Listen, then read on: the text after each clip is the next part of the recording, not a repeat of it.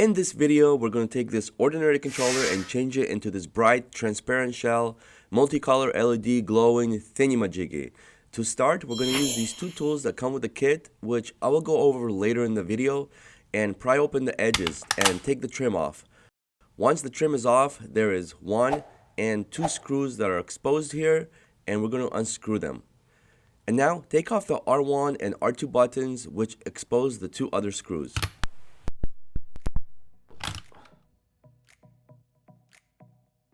Pull on these 2 little clips here and we should be able to just peel the controller apart.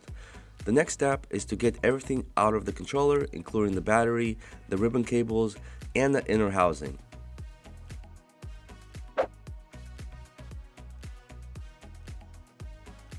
After the battery and the battery case is removed, I'm just going to remove all of these ribbon cables. If you have some tweezers, it could be helpful. And don't forget these small ribbon cables that's connected to the mic. And now that the motherboard is loose, we're just going to flip it over and we just have a few more screws.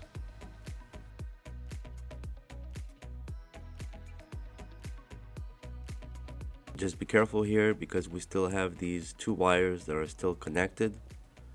But now we should be able to take out the inside right out and we could begin to disassemble the front shell.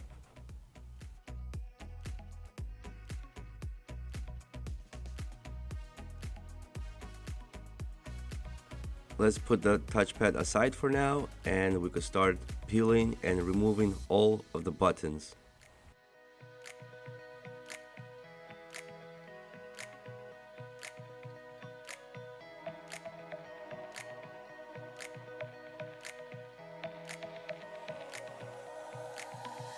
Don't forget the inner molding, we're going to need that on our new front shell. The mute button and the rings.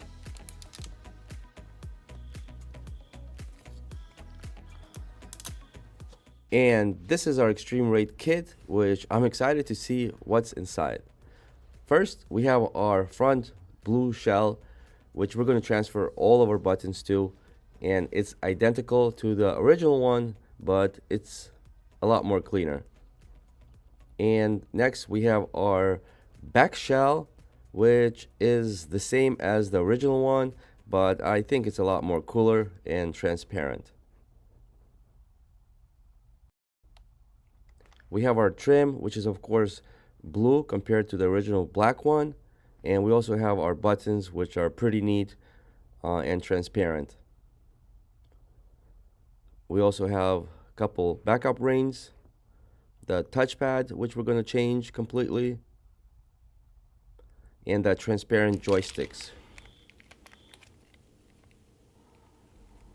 And lastly, we have our LED strip cable, which I'm really excited to install and see how it turns out.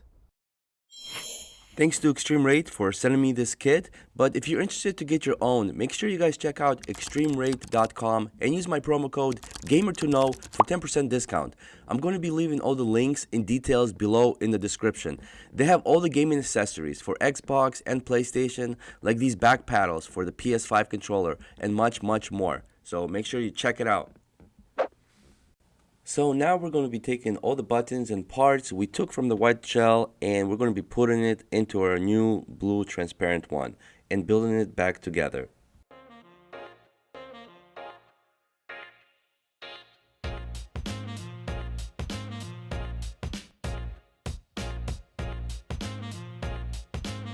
So now we'll replace our L2 and R2 triggers, and we'll do that by removing these 2 screws on the front.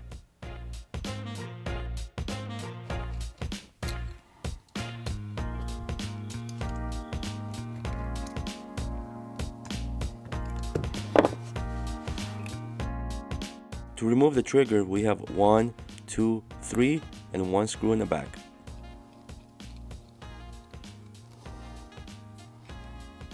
Removing this tiny ribbon cable exposes the 4th screw.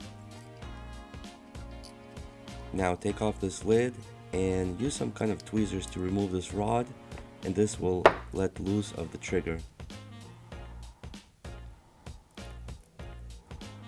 To put the new trigger, make sure it goes all the way in and the spring is aligned. Slightly pull it back and insert the rod.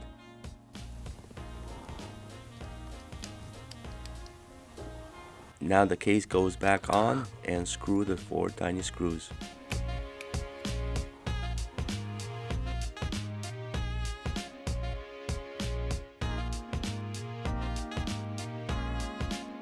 And we have a blue trigger now, and do the same thing to the other one. And to put them back in, we just do the same thing what we did to take them out. This is also the perfect time where we could replace our joysticks.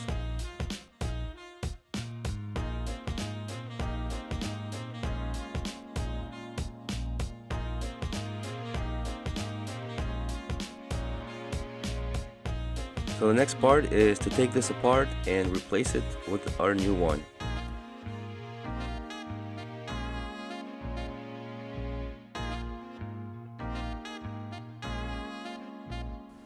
And we're going to need a heat gun or something hot to remove this PCB board. So I heat gun it for about 1 minute, 1 or 2 minutes at the most, and it should peel right off, and we're going to replace it and put it onto the blue one.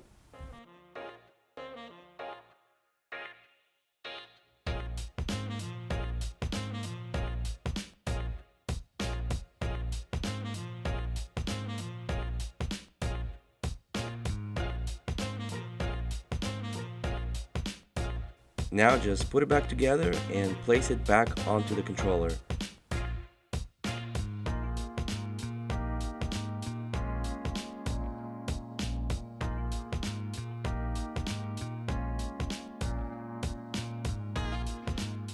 So we're getting close to finishing this up, and we're just going to take our LED strip that came with the kit and put it on top of that flex cable, making sure that each tiny hole which is designated goes right in to snap and hold the LED kit nice and tightly on top so it doesn't move.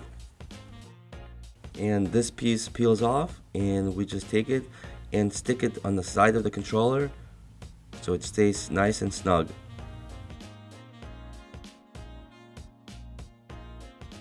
This is the ribbon cable that came with the kit, so we first have to find out if our controller is a first or second gen. And we do that by looking at the motherboard, and we see BDM020, which is the second gen, meaning that we have to cut the 010, which is designed for the first gen. And we're going to insert the ribbon cable to this right trigger socket, and the other end goes into this socket. And the tape that's provided, we're going to use it to tape it up so it stays nice and firm.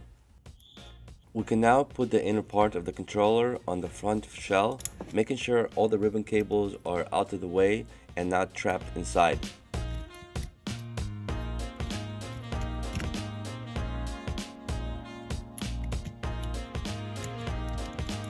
Once everything is aligned, screw in the 2 small screws that hold the housing, and then we can connect all the ribbon cables back.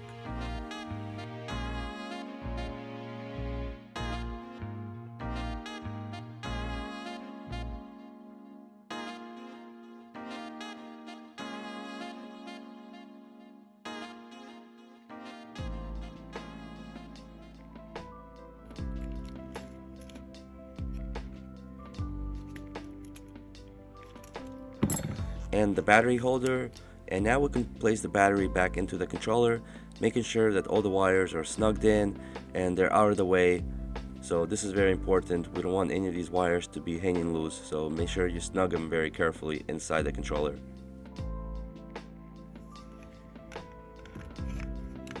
At this point, the back shell should be able to snap onto the controller, and everything should snap on nice and tight, making sure that none of those wires are loose. And we're going to tighten up these 2 screws and 2 more on top, put in our trim and the R1, R2 buttons.